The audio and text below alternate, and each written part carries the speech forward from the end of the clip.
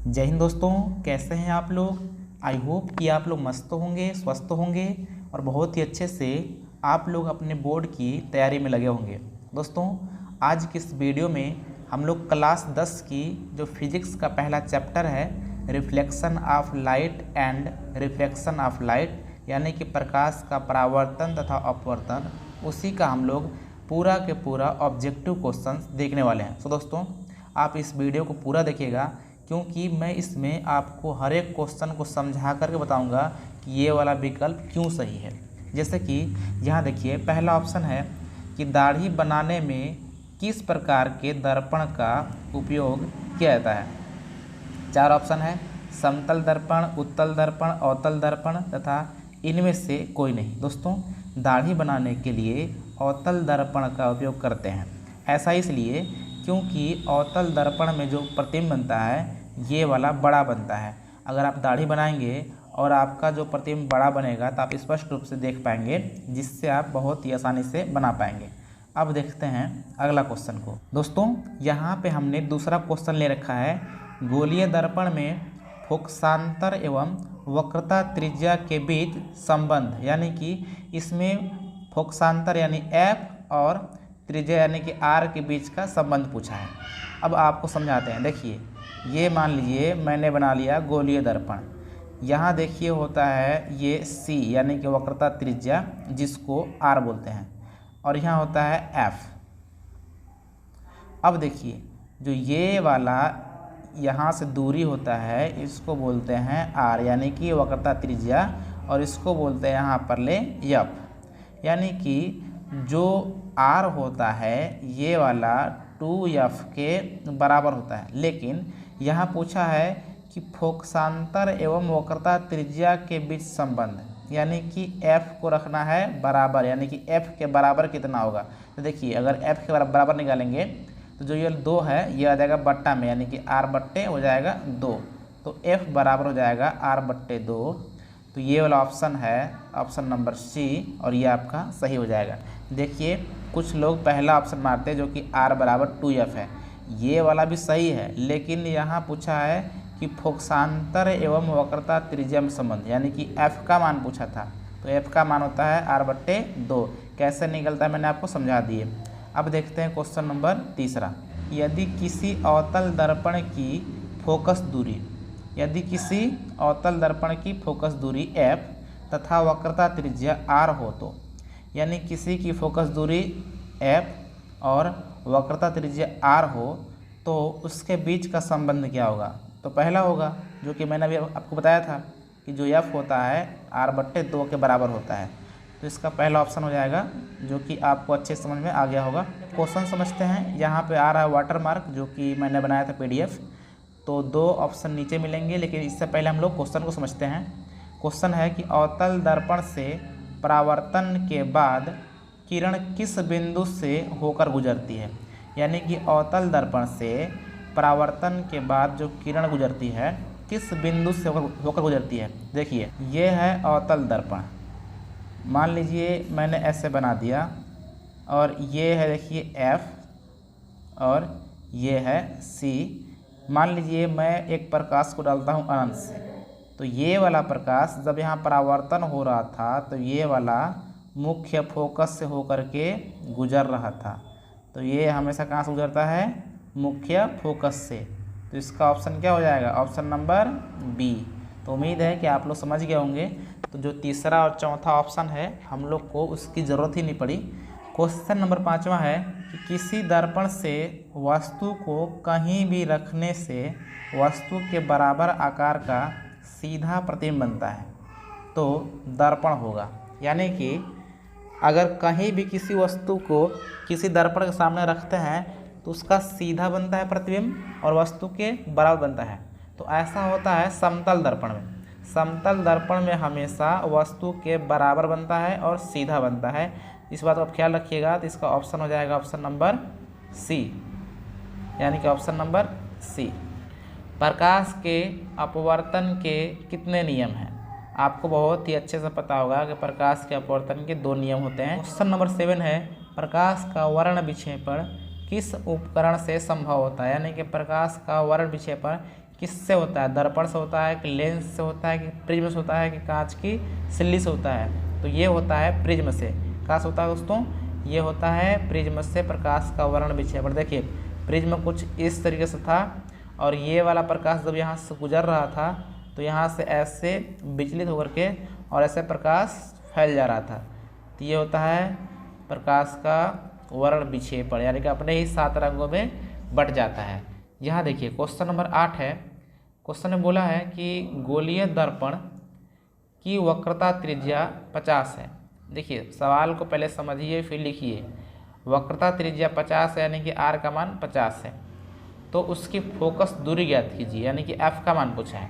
तो अभी मैंने आपको बताया था कि f बराबर r/2 होता है, यानी कि r के आधा होता है। तो अगर 50 के बटे 2 करेंगे कितना हो जाएगा, 25 हो जाएगा, तो ये आपका हो जाएगा 25 सेंटीमीटर। क्वेश्चन नंबर 9 है कि मीटर फोकस दूरी वाले उत्तल लेंस की क्षमता होती है, यानी कि उत्तल लेंस की जो क्षमता होता है उसको बोलते हैं P।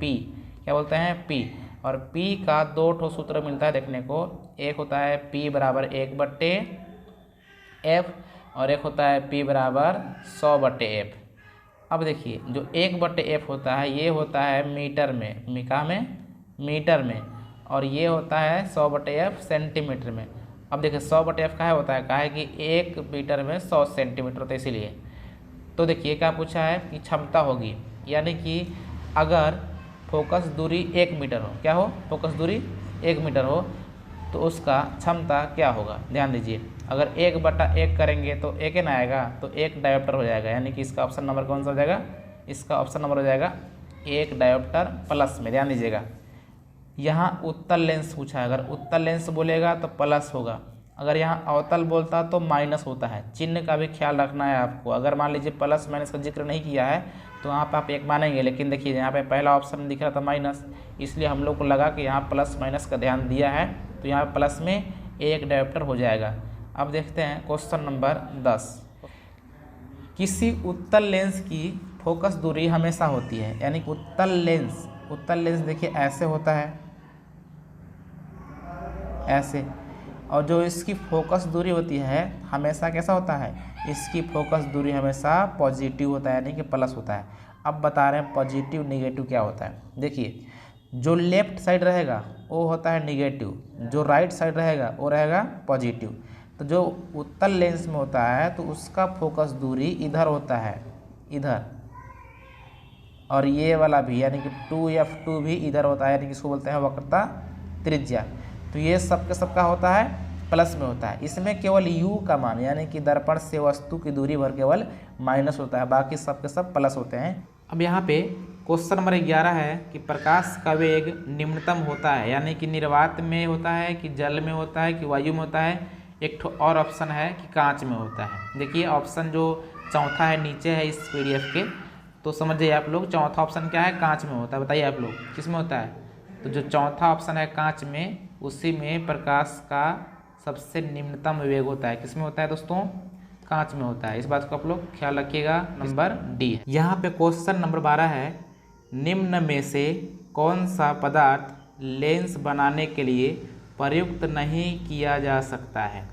मतलब इसमें से कौन सा पदार्थ लेंस बनाने के लिए प्रयुक्त नहीं कर सकते। देखिए दोस्तों जो लेंस होता है पारदर्शी होता है, तो जो पदार्थ पारदर्शी रहेगा उसका प्रयोग कर सकते हैं, जो पदार्थ पारदर्शी नहीं रहता है उसका प्रयोग नहीं कर सकते हैं। देखिए जो जल होता है पारदर्शी होता है तो इसका कर सकते हैं, इसका भी कर सकते हैं, इसका भी कर सकते हैं, लेकिन मिट्टी अपारदर्शी होता है तो इसका प्रयोग नहीं किया जा सकता है, इसलिए ऑप्शन नंबर डी आपका सही हो जाएगा। क्वेश्चन नंबर 13 है कि काल्पनिक प्रतिबिंब कैसा होता है, यानी कि किस तरह का होता है, सीधा होता है कि उल्टा होता है कि दोनों होता है कि इनमें से कोई नहीं होता है। तो काल्पनिक प्रतिबिंब हमेशा सीधा बनता है, आपको पता होगा, चाहे उत्तल दर्पण बनाएंगे अवतल बनाएंगे, सब में जब काल्पनिक बनता है यानी कि आभासी बनता है तो हमेशा सीधा ही बनता था। क्वेश्चन नंबर 14 है, किस दर्पण से हमेशा वस्तु से छोटा प्रतिबिंब प्राप्त होता है, यानी कि कौन से दर्पण से जो प्रतिबिंब होता है हमेशा वस्तु से छोटा प्राप्त होता है। तो ये होता है उत्तल दर्पण से। किससे होता है दोस्तों, ये होता है आपका उत्तल दर्पण से। तो आपका ऑप्शन नंबर बी सही हो जाएगा। यहाँ पे क्वेश्चन नंबर 15 है कि 4 डायोप्टर, डी का मतलब डायोप्टर लेंस की क्षमता है ये, 4 डायोप्टर क्षमता वाले अवतल लेंस की फोकस दूरी होगी। ध्यान दीजिएगा, यहाँ पे मैंने पहले ऑप्शन नहीं देखा है, यहाँ पे देखिए आपको वाटर मार्क दिखाई दे रहा है, तो वो ऑप्शन आपका नीचे है, बट यहाँ पे हम लोग पहले सॉल्व करेंगे। ध्यान दीजिए, 4 डायोप्टर यानी कि ये P का मान है 4 डायोप्टर, क्योंकि लेंस की क्षमता को P कहते हैं। अब F का मान पूछा है, तो आपको सूत्र पता है कि P बराबर 100 बट्टे क्या होता है, F होता है। तो यहाँ पे जो P का मान है 4 है, यानी कि अगर F का मान निकालेंगे तो F का मान हो जाएगा 100 बट्टे 4, तो काटेंगे तो 25 आ जाएगा, यानी कि 25 सेंटीमीटर हो जाएगा। अगर 25 सेंटीमीटर नहीं देगा तो क्या करेंगे कि इसको बदलेंगे मीटर में, और जब मीटर में बदलेंगे तो 0.25 मीटर आ जाएगा। तो इसमें दोनों में से कोई एक हो सकता है, हालांकि हम लोग ऑप्शन देखेंगे क्या है। चलिए देखते हैं ऑप्शन नीचे क्या है। तो यहाँ देखिए जो ऑप्शन नंबर बी है 25 सेंटीमीटर, ये आपका सही हो जाएगा। कैसे आया मैंने आपको समझा दिया। अब देखते हैं क्वेश्चन नंबर 16। यहाँ क्वेश्चन नंबर 16 है, सवाल में बोला है कि किसी उत्तल लेंस का फोकसांतर 50 सेंटीमीटर है, यानी कि फोकसांतर मतलब F का मान कितना है, 50 सेंटीमीटर। तो उसकी क्षमता ज्ञात कीजिए। क्षमता का मतलब कि P बराबर 100 बट्टे F का मान दिया है 50, तो 50 दूना 100। अब देखिए ये तो हो जाएगा 2 डायोप्टर, लेकिन ये उत्तल लेंस है तो उत्तल में हमेशा प्लस रखना होता है, यानी कि आपका हो जाएगा +2D। तो आपका ऑप्शन नंबर कौन सा हो जाएगा, D है। सवाल में बोला है कि किसी दर्पण से वस्तु का बड़ा प्रतिबिंब बनता है, यानी कि वस्तु का जो प्रतिबिंब है बड़ा बनता है, कौन से दर्पण से, तो ये होता है अवतल दर्पण से। मैंने आपको बताया था जब अवतल दर्पण में जैसे ही हम लोग यहाँ पे, यानी कि ये देखिए मुख्य फोकस है और ये वाला C है, तो जैसे ही हम लोग वक्रता केंद्र के आगे रखते हैं वस्तु को, तो जो प्रतिबिंब होता है ये हम लोग का यहाँ बनता है। तो इस समय क्या होता है कि जो प्रतिबिंब होता है वस्तु से बड़ा बनता है। क्या होता है, वस्तु से बड़ा बनता था। क्वेश्चन नंबर 18 है कि 2 डायोप्टर क्षमता वाले लेंस का फोकसांतर होगा, यानी कि P का मान दिया है 2 डायोप्टर, कितना दिया है 2 डायोप्टर, और आपसे पूछा है F का मान। तो अगर F का मान पूछा है तो 100 बट्टे 2 करेंगे, यानी कि 50 सेंटीमीटर हो जाएगा। तो आपका हो जाएगा ऑप्शन नंबर D। जहाँ पे क्वेश्चन नंबर 19 है, प्रकाश के परावर्तन के कितने नियम हैं। आपको पता है कि प्रकाश के अपवर्तन या परावर्तन दोनों के ही दो ही नियम हैं, यानी कि प्रकाश के अपवर्तन का भी 2 नियम था, प्रकाश के परावर्तन का भी 2 नियम था। ये आपको अच्छे से पता होगा। अब देखते हैं क्वेश्चन नंबर 20। क्वेश्चन 20 है कि समतल दर्पण द्वारा बना प्रतिबिंब होता है, यानी कि समतल दर्पण से किस तरह का प्रतिबिंब बनता है, वास्तविक बनता है, काल्पनिक की दोनों। देखिए समतल दर्पण से हमेशा प्रतिबिंब का वास्तविक बनता है। कैसा बनता है, वास्तविक बनता है, दोनों नहीं बनता है, यानी काल्पनिक नहीं बनता है, हमेशा वास्तविक ही बनता है। कांच में प्रवेश करती है तो वह मुड़ जाती है, यानी कि किधर मुड़ती है। अगर कोई प्रकाश हवा से, हवा कहना मतलब निर्वात से अगर कांच में प्रवेश करती है तो वह किधर मुड़ती है, अभिलंब से दूर हटती है कि अभिलंब के निकट की अभिलंब के समांतर, इसमें से कोई नहीं। देखिए ये आप लोग पढ़े होंगे प्रकाश के अपवर्तन के नियम में। उसमें क्या था कि अगर कोई प्रकाश किरण विरल माध्यम से सघन माध्यम में जाती है तो वह अभिलंब की ओर झुक जाती है, यानी कि अभिलंब के निकट आती है। तो यह आपका हो जाएगा ऑप्शन नंबर बी। यहाँ पे क्वेश्चन नंबर 22 है, किसी दर्पण से आप चाहे कितनी ही दूरी पर खड़ा हो आपका प्रतिबिंब सदैव सीधा प्रतीत होता है, संभवतः दर्पण है। देखिए इस क्वेश्चन को मैंने पहले ही बता दिया था। अब दोस्तों देखते हैं क्वेश्चन नंबर 23। फोटोग्राफी कैमरा का अभिदृश्यक होता है, यानी कि फोटोग्राफी कैमरा में कौन सा लेंस लगा होता है, ये पूछना चाह रहा है। तो फोटोग्राफी कैमरा में उत्तल लेंस लगा होता है। कौन सा लेंस लगा होता है, उत्तल लेंस लगा होता है। तो आई होप कि आप लोग समझे होंगे। अब देखते हैं क्वेश्चन नंबर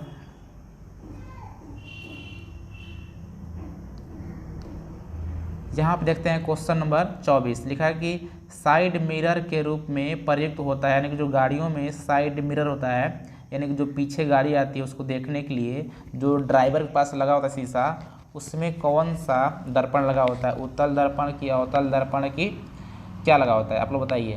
तो यहाँ पे 2 बार उत्तल दर्पण लिखा गया विकल्प में, तो ये उत्तल दर्पण होता है, ये वाला लेंस है, तो लेंस नहीं लगा होता, क्या लगा होता है, उत्तल दर्पण होता है। उत्तल दर्पण क्या करता है, किसी भी बड़े क्षेत्र को छोटे क्षेत्र में करके दिखाता है।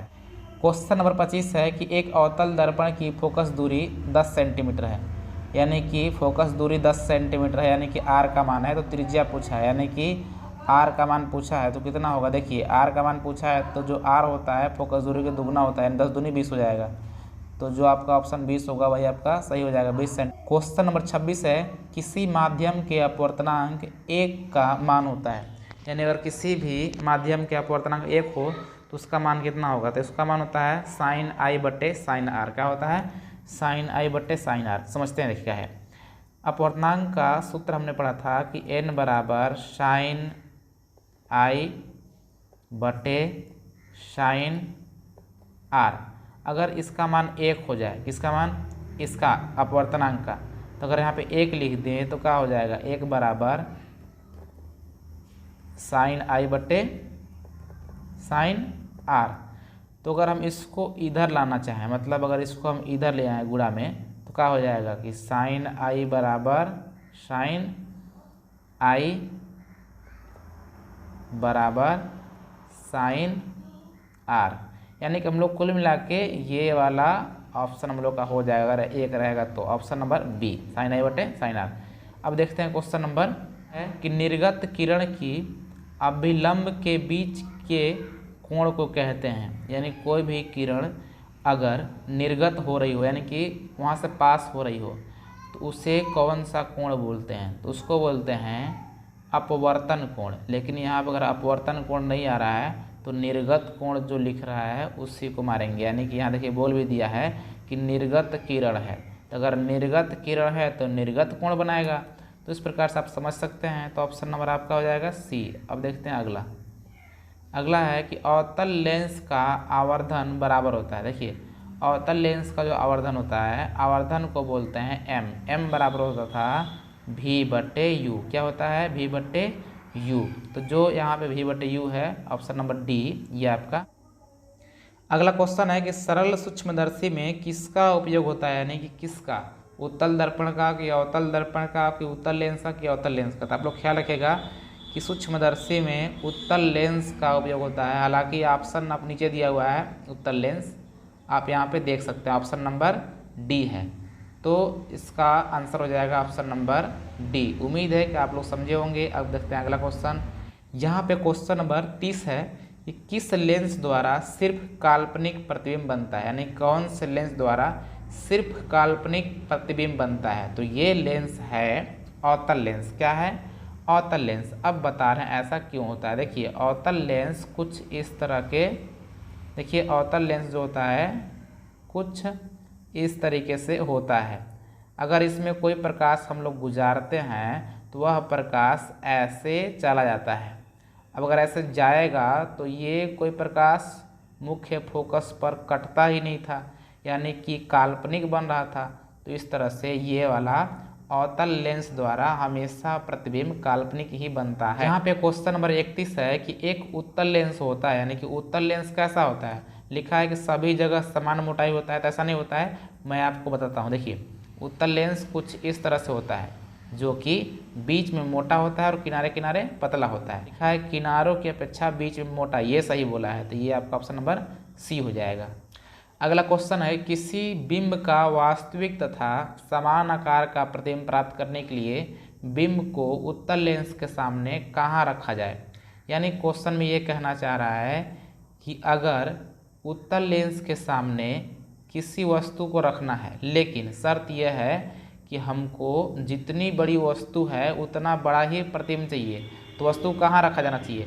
तो मैंने आपको बोला है कि देखिए अगर वस्तु को वक्रता केंद्र पर रखते हैं, कहाँ, वक्रता केंद्र पर, यानी कि 2F1 पर, तो क्या होता है, जो प्रतिबिंब होता है वह 2F2 पर बनता है और वस्तु के बराबर होता है। तो देखिए यहाँ जो ऑप्शन नंबर बी है यह है फोकस दूरी की दुगुनी पर, यानी कि जो 2F1 है यही तो फोकस दूरी की दुगना है, तो ये वाला आपका आंसर सही हो जाएगा, यानी कि यहाँ पे फोकस दूरी के दुगनी पर।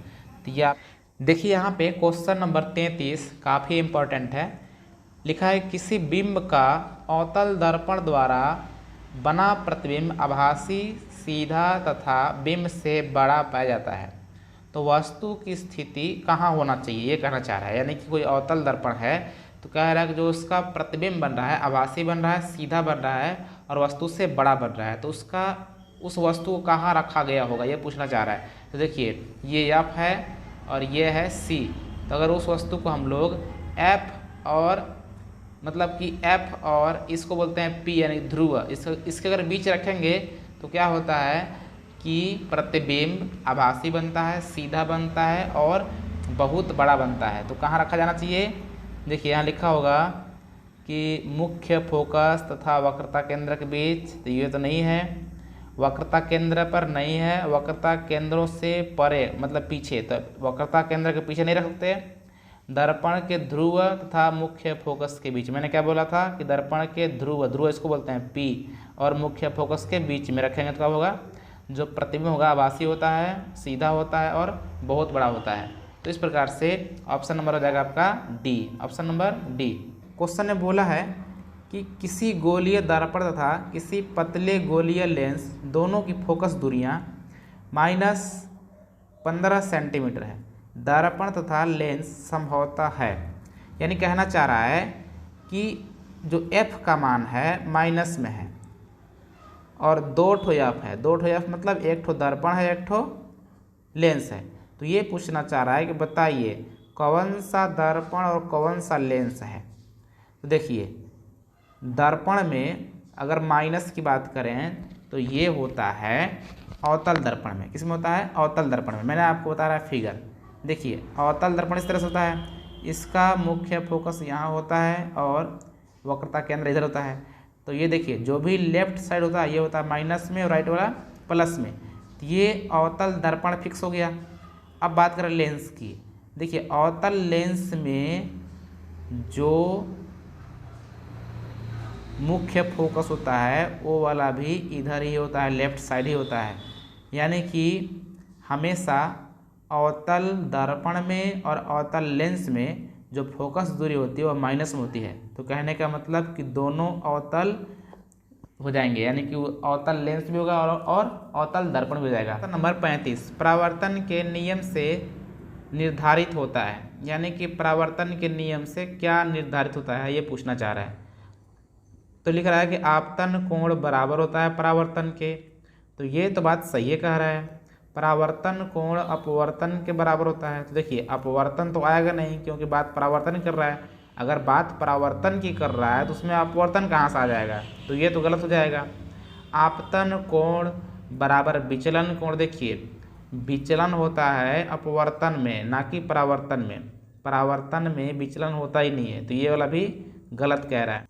लिखा है कि लेंसों में मुख्य फोकस की संख्या कितनी होती है। देखिए लेंसों में मुख्य फोकस की संख्या 2 होती है, कितनी होती है, 2 होती है।